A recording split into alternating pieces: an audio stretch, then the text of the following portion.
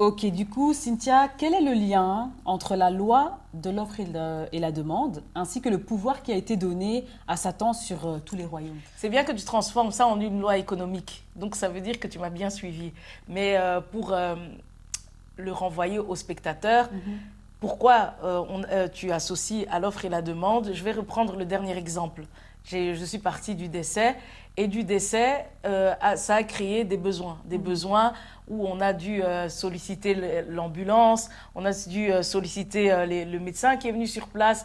Plus tard, on a dû prendre des cercueils, comme tu disais, la salle et tout ça. Oui. Donc ça a créé des besoins derrière ces besoins, derrière le décès, il y a eu des besoins. Ok. Ces besoins ont engendré des demandes. Des Mhm. demandes qui ont suscité des offres. Oui, oui, oui. Le cercueil est une offre, la salle, ce sont des offres, et tout ça. Maintenant, quel est le lien que je fais avec la question que tu viens de me renvoyer? On reprend donc dans Luc, et je m'étais trompée, c'était Luc 4, 1 à 9. Ouais. Luc 4, 1 à 9. Mhm. Il dit dans le 6, le pouvoir m'a été donné. Tu sais qu'un virus met 24 heures pour se propager dans le monde. Ok. Le sida, la Covid et tout. Tu as Hmm. vu que c'est tout le monde entier qui a été enfermé par ce virus. Oui. Le virus, c'est une maladie. Et est-ce que maladie, tu sais le transformer en phrase? Le maladie. Oui, le mal qui dit quelque chose. Hmm. Et en Éden, moi je repars toujours avec l'Éden, qu'est-ce qui s'est passé? On se retrouve dans l'arbre de la connaissance du bien et du mal. Ouais. Le mal a été représenté par qui à ce moment-là? Satan. Satan, Hmm. le serpent. Et donc, le mal dit quelque chose à tous les royaumes. Il dit quelque chose. Et qu'est-ce qui se passe? Le sida, c'est une personne qui le contracte et ça se transmet de personne en personne. Donc, qu'est-ce qui se passe ici? C'est que Adam on l'a ouvert les yeux sur une façon de faire. En fait, ici, donc, la sexualité précoce. Et donc, ils se sont passés le mot. Et on sait, hein, Ouais. bêtement, quand tu vois, quand il y a quelque chose qui fait fureur aux États-Unis, et puis ça se transmet partout. C'est vrai. Tu vois? C'est vrai. Donc, euh, donc on voit que à partir d'Adam, le mal, il a dit quelque chose. Il s'est raconté en créant la contagion sur un ou plusieurs compartiments chez tous les êtres humains. Mhm. Chez tous les êtres humains. C'est selon moi, encore une fois, Ouais. tel que j'ai appris la Bible et je l'ai associée à la vie du quotidien.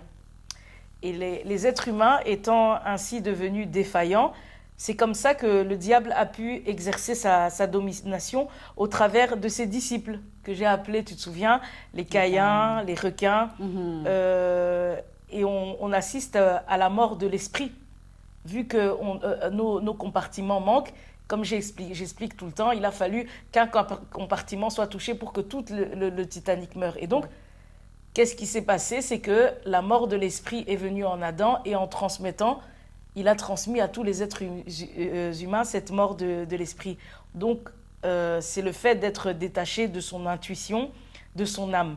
L'âme qui est ici dans un état désorganisé Ouais. émotionnellement. Ok. Et c'est aussi avoir du coup un ou plusieurs compartiments non comblés. Non C'est la même comblé, chose. la même chose, Ouais, comme ouais. j'ai Ok. expliqué tout à l'heure. Mm. Et quand les yeux d'Adam s'ouvrent, c'est pour montrer que les hommes sont extérieurs à eux-mêmes. Ils sont extérieurs. Les fermés, donc on comprend que les fermés, c'est le retour à l'intérieur, la restructuration des émotions. C'est élever son intuition. Et on appelle ça la vie éternelle. L'arbre de vie, c'est ramener en fait le Dieu vivant dans sa vie. Ouais. Et en soi, moi, j'associe Satan, parce que Dieu dit toujours le Dieu des vivants, le Dieu de la résurrection. Satan, c'est le Dieu de la mort, le Dieu oui, de la mort. Le contraire de la résurrection, c'est la mort, Oui. à chaque fois. Mhm. Oui. Et donc, disons que les yeux s'ouvrent à cause de Satan et les yeux sont fermés quand on est avec Dieu de manière à justement revenir sur soi. Oui, fermé dans le sens où fermé parce qu'on est, naturellement lié à soi. Voilà. Les créatures célestes, divines, les anges qui n'ont pas été déchus, Christ, c'est quelqu'un qui a appris à être complètement connecté à lui-même. Oui. Et donc, l'image des yeux fermés, c'est pour montrer que être connecté à soi. Au départ, Adam et Ève, en soi, ils étaient connectés à Dieu, mais ils devaient faire grandir cette nature intuitionnelle et émotionnelle. Mais ils avaient déjà ce début de connexion qui devait faire grandir. Oui, avant d'ouvrir les yeux. Enfin, trop tôt. Enfin, là, ils ont ouvert les yeux trop tôt. Exactement, Satan, mais, voilà. Ouais, Ils les ont ouvert les yeux trop tôt et Satan les a tournés vers un monde matérialiste. C'est ça. Ok. Et tous les êtres humains sont interdépendants dans des besoins, toujours liés à un déficit intérieur.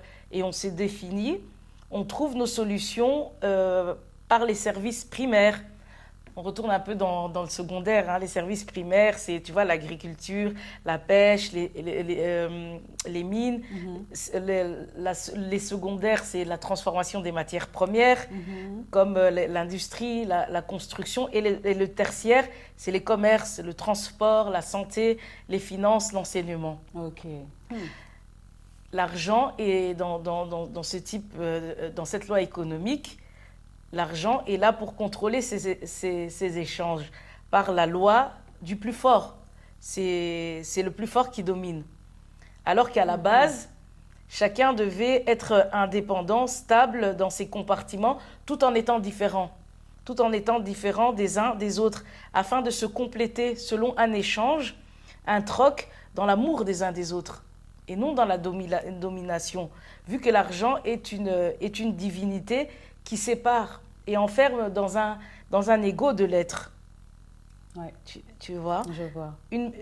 Dans un ego de l'être. Mais cette façon de voir l'amour dans le troc et cet équilibre, on est juste dans le troc sans argent, c'est un peu une perception utopique et bisounours, hein, aujourd'hui. Mais cette perception on a lâchée, ça fait la gloire de Satan. C'est ça.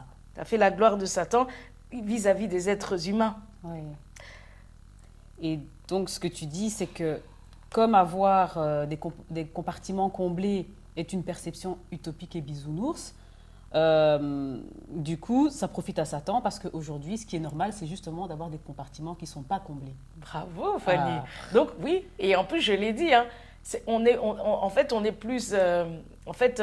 plus à l'aise avec le fait de savoir que la mort fait partie de la vie, les maladies, les guerres. Toute cette désorganisation humaine, c'est notre normalité. Oui, c'est ça. Ce qui profite à Satan. Exactement. Ok.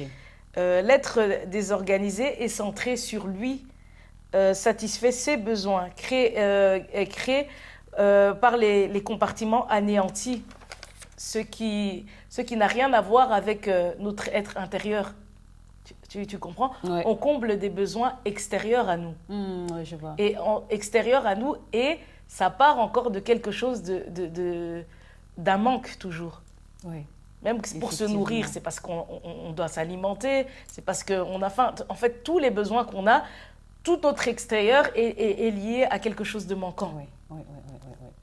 Ok, oui. Et du coup, tout ça donne un avantage aussi à Satan parce que l'argent est utilisé pour combler des besoins qui sont créés par des compartiments non comblés. C'est ça, non?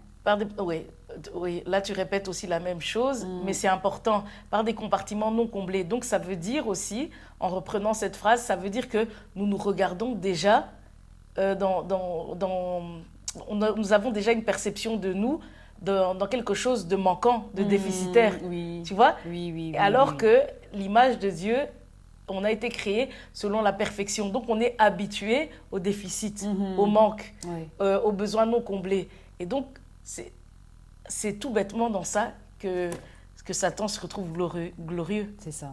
Là où quand on s'occupe de nos besoins en fonction de l'être intérieur, mais là, du coup, c'est Dieu qui est glorieux. Mais est-ce que si on est dans notre être intérieur, oui, vu qu'on le veuille ou pas, on est tous soumis au péché, on est tous des êtres imparfaits. Et donc, quand on se connecte de l'intérieur, c'est Dieu qui répond à nos besoins. Et je pense que ce sont des besoins qui ne devront plus faire appel à une rectification. Je pense que ce qui donne, c'est constant et ça ne se détériore plus. Oui, je vois. Normalement, c'est ce que la Bible renvoie, mais personne que je sache n'est arrivé à ce niveau-là. C'est ça, c'est ça. C'est ça, ok.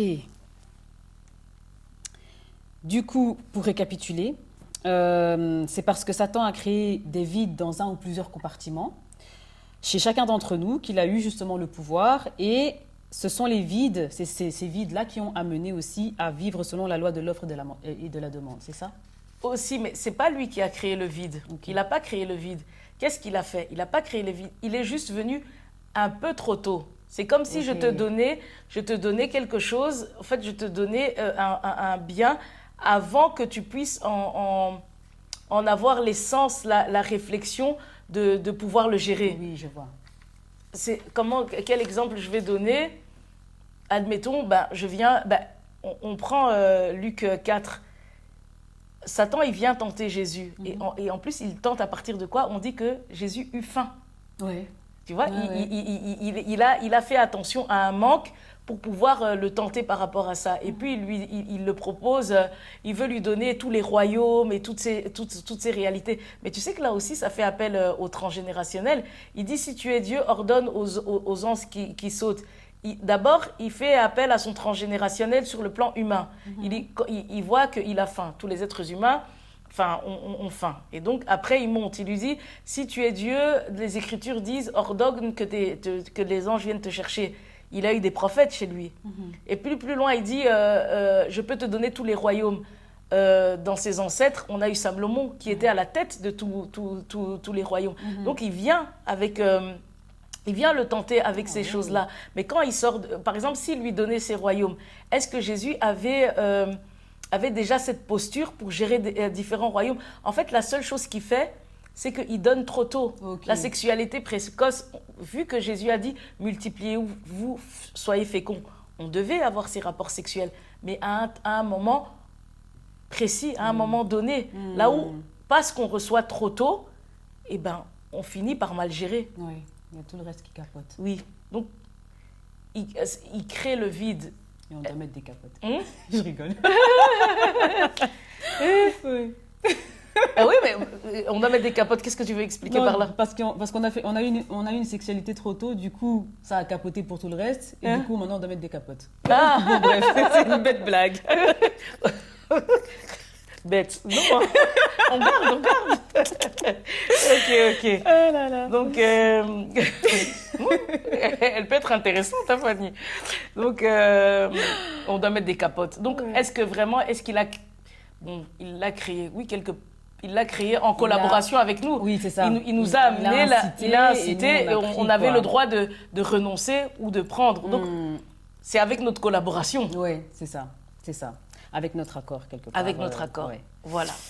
Ok, docteur. Et alors, maintenant, qu'est-ce qui prouve que l'or et l'argent sont notre âme, notre esprit, et que la résurrection part du réveil de l'âme et de l'esprit? Ok, part du réveil de l'âme et de l'esprit. Israël n'a pas compris sa délivrance. J'ai dit, elle n'était pas au moment où Pharaon les a autorisés à partir. Tu connais l'histoire, hein? Ouais. Pour moi, la délivrance, elle s'est faite au moment où il demande à tous les Israélites de mettre du sang sur le linteau des portes. Okay. Le sang, c'est le sang de la nouvelle alliance de Jésus. Donc, à ce moment-là, ils étaient déjà libres, mais ils ne l'ont pas compris. Mais comme je dis, ils n'ont pas compris. Eux allaient demander cette liberté au Pharaon. Ils allaient demander cette liberté au Pharaon. La liberté ne s'obtient pas par le fait de vouloir obtenir sa délivrance chez le dominant. Tu comprends? Oui. Ça s'obtient par... c'est pas le fait de vouloir, oui. Okay. Pardon? C'est pas le fait de vouloir obtenir la délivrance.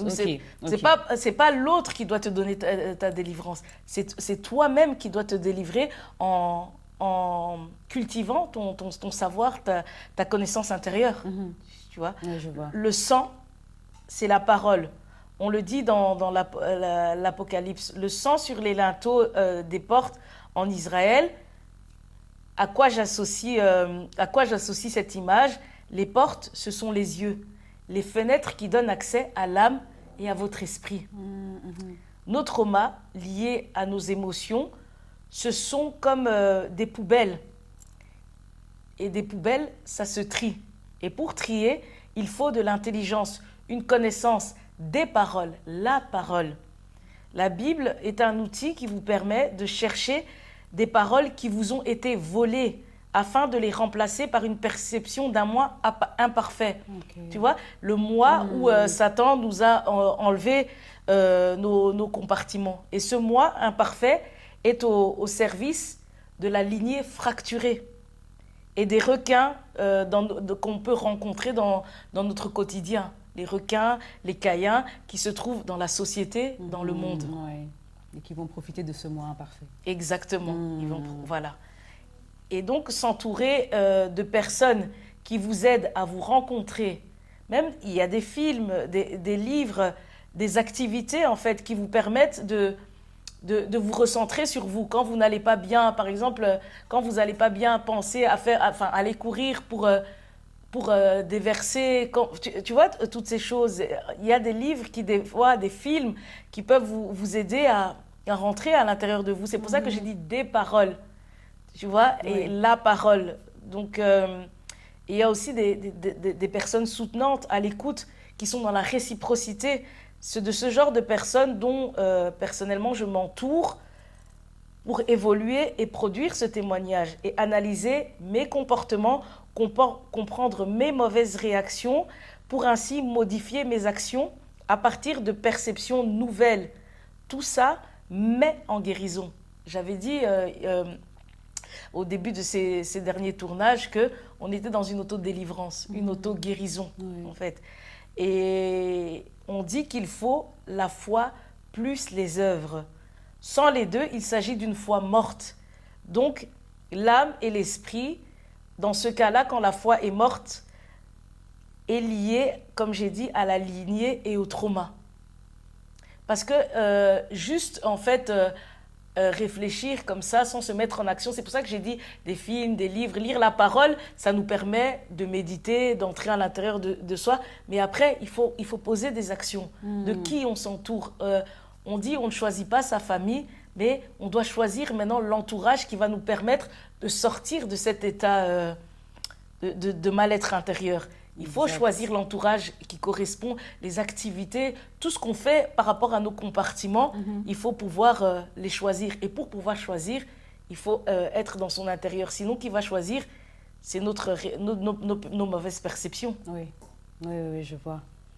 Et quand tu dis l'âme et l'esprit sont liés à nos traumas, l'argent et l'or sont aussi liés à nos traumas.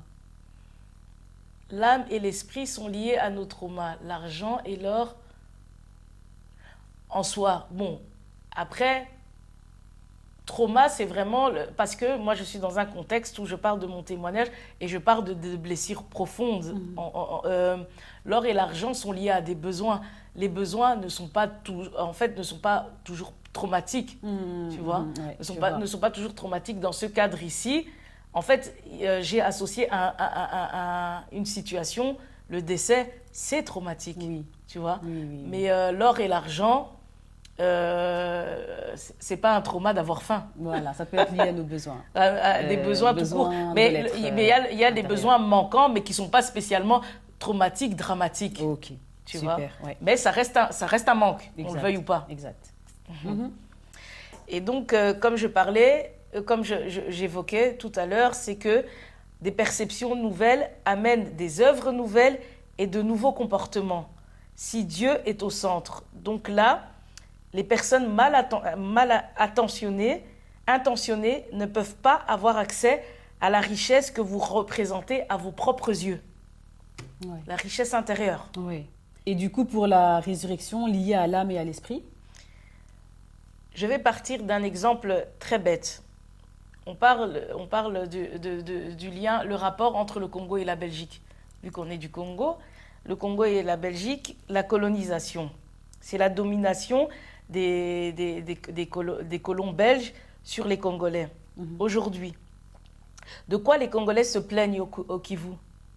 Ben, de toutes les violences sexuelles, du fait qu'il y a des guerres par rapport aux coltans, aux richesses, l'insécurité. Voilà. Ouais. Et donc, on comprend que de ce côté-là, le pays, et même en général, hein, le pays est sans dessus-dessous. Pourtant, on sait qu'il s'agit d'une terre riche. OK? Oh oui. Pendant que les Congolais se plaignent de leurs richesses, à qui appartiennent réellement ces richesses? Qui en profite? Ah, c'est pas les Congolais en tout cas. Mais qui en profite? Tu as Ben, une idée? les autres pays qui sont là pour faire des guerres. Hein. Les Occidentaux. Éventuellement, les Occidentaux et tout ça. Donc, en soi, si on doit les définir, ce sont les plus évolués dans l'esprit, l'âme, qui mettent, et en fait, ils mettent des actions. J'avais parlé, on peut avoir, la foi n'est pas suffisante, il faut les œuvres. La foi et les œuvres vont ensemble. Et donc, eux, ils mettent des œuvres, des actions pour posséder ces richesses sur le sol congolais. Peu importe les moyens utilisés, c'est pas ça que je remets en question. Okay. Le côté des guerres, des violences sexuelles, peu importe les moyens, les actions, la pensée est telle qu'ils possèdent ces richesses. Oui, oui, oui. Tu vois? Oui, oui, oui. C'est la réflexion qui crée l'action et qui vous enrichit. Donc, tout part de votre âme, votre esprit. Les grandes puissances, c'est le contrôle des richesses par le savoir, la connaissance. Oui. Et on peut comprendre donc par là qu'Israël a pris la matière, or, argent, dans une connaissance vide d'âme, donc sans âme, sans esprit.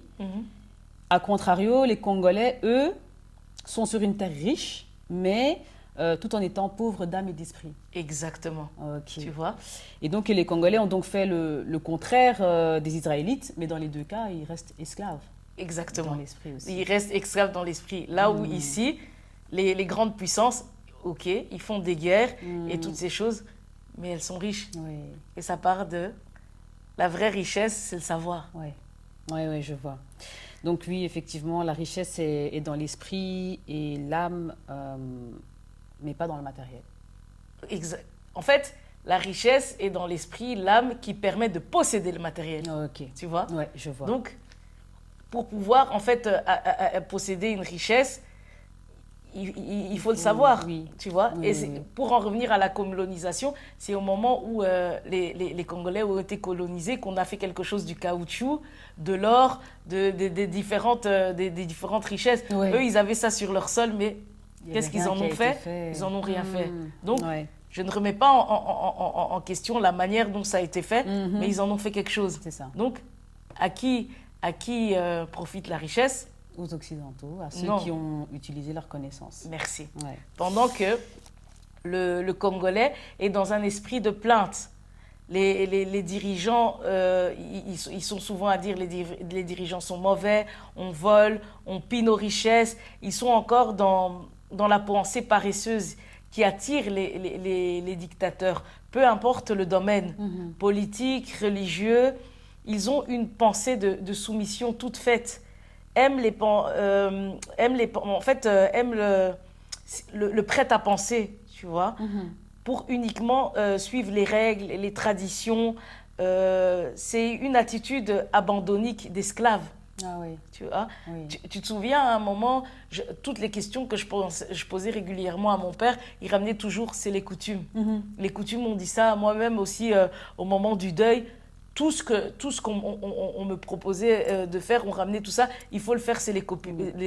Oui, tu oui. vois, c'est...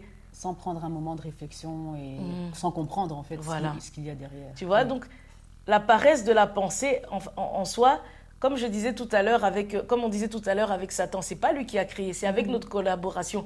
Donc on comprend qu'en Afrique, il y a beaucoup de dictateurs, c'est avec la collaboration de la pensée paresseuse. Le noir ne veut pas s'émanciper dans l'esprit, tu vois. Et il reste toujours dans cette posture, un peu comme... en fait, on est en deuil, mais comme les coutumes disent qu'on doit faire jouer un orchestre, mais pourtant, tu n'es pas bien. Oui. Tu vois, Oui, bon, oui, moi, oui. personnellement, je n'étais pas bien. Donc, venir me donner la réponse de coutume dans un contexte comme ça, c'est... Aller à l'encontre de ton état, quoi. et voilà, tu vois. Et donc, voilà. Mhm. Maintenant, si tu regardes dans la pyramide des requins, de la domination mondiale, l'intelligence académique, Mhm. mon père était riche, mais n'avait pas l'air structuré ni organisé. Il n'avait pas le raisonnement pour perpétuer, fructifier ses avoirs. Discipline que les pays développés appliquent. Tu sais, je vais donner un exemple où, à un moment, Bill Gates, je pense, avait dit que si sa fille devait se marier, il choisirait l'homme moyen qui a grandi et travaillé dans l'entreprise de ses parents, en commençant par le bas et en ayant gravi tous les échelons pour atteindre le poste du PDG. Ayant même nettoyé les toilettes. Ok. Jamais il ne voudrait le milliardaire qui a gagné au loto pour sa fille. Il expliquait que en fait, ce genre de personnes sont pauvres. Ah oui. Mhm. Mon père a pactisé dans un état où je dirais que c'était un homme qui a connu une gloire alors qu'il était pauvre dans sa richesse. Il était pauvre dans sa richesse. C'est ça qui fait la grandeur du diable dans le monde. Mhm. Il vous élève là où la carence va se révéler. Oui.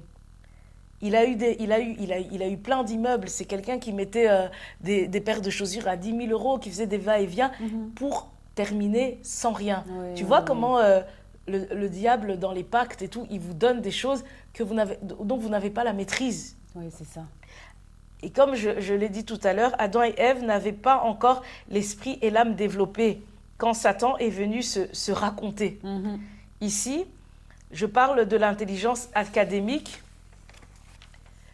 qui relève de la domination. Donc, en soi, comme tu parlais, ils font des guerres, ils assujettissent. L'âme et l'esprit sont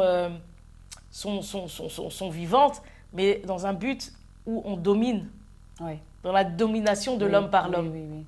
Mhm. Tu vois. Oui, je vois.